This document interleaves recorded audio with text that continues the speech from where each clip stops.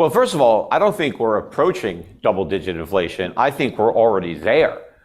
I think that if the government was still reporting inflation the way they reported it in the 1970s, using the same methodology to calculate the CPI, the month-over-month number that we just got, which went from 9.1 to 8.5, I think it would be well north of 15%. Wow. So, 15. Wow. Yeah, if we kept score, remember, back in the 1970s, they didn't use owner's equivalent rent.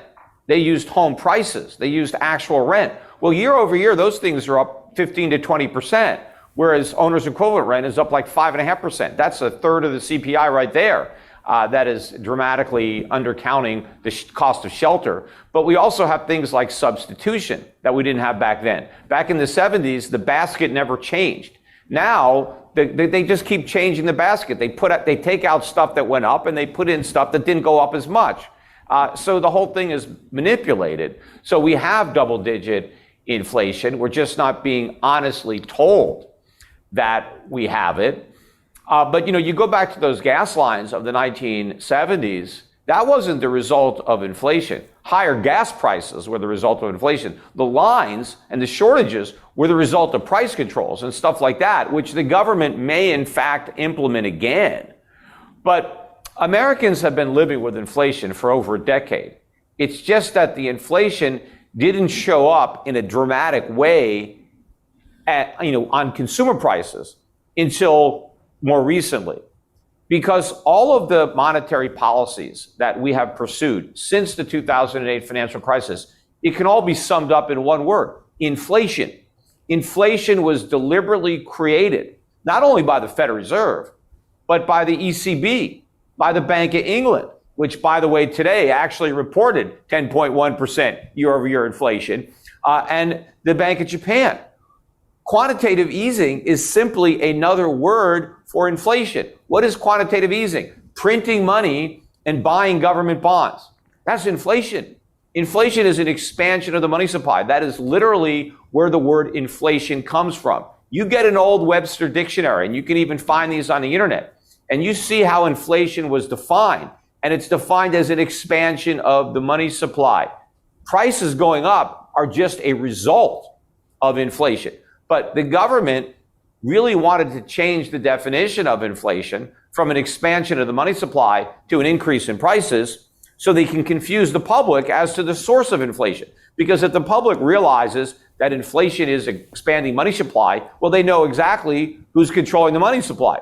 But if they think inflation is rising prices, the government can blame it on the people who are raising prices, greedy businessmen or Putin, right? Or somebody like that. Right. They can point fingers at everybody, but accept responsibility for themselves. So the government has created the inflation. And by the way, the Inflation Reduction Act will result in even more inflation being created by the government. The difference is that for years and years and years, the inflation that entered the economy predominantly affected asset prices. So why did stock prices go way up?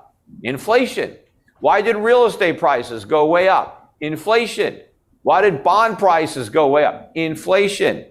Why did the price of, antique cars or, art, why did everything go up in price? Inflation. Why did cryptocurrencies go up in price? Inflation. The Fed inflated these massive asset bubbles with all the money that it created. But as I was warning, going back to day one, when they first did quantitative easing, when they did QE for the first time, they didn't call it QE1 until they had QE2. But when they did the first QE, I said that there would be a QE2. I said there would be a QE3. I said back then that we would have more QEs than Rocky movies. We've now had 4. QE5 is coming up. That's how many Rocky movies we had. But the reason I knew the government would keep repeating it is because I knew it wouldn't work. All they would do is blow air back into a bubble, and then every time the air started seeping out, they would want to blow more back in, because QE doesn't solve the problem, it exacerbates the problem. But now the problem is that all that monetary inflation has now worked its way through financial assets, and it has ended up where I always knew it would, in goods prices, consumer goods, producer goods, and this is where it's going to stay.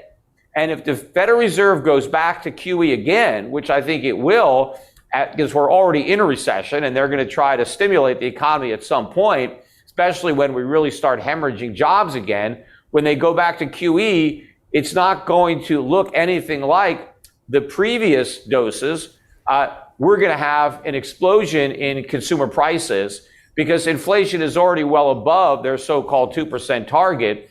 And if the Fed throws gasoline on this fire, even with inflation 3 or 4 times its ceiling, the markets are going to react very differently. I think we're going to have a crisis in the dollar. I think the dollar is going to crash.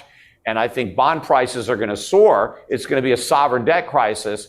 And so it's going to look a lot different than what we've experienced in the past decade or so.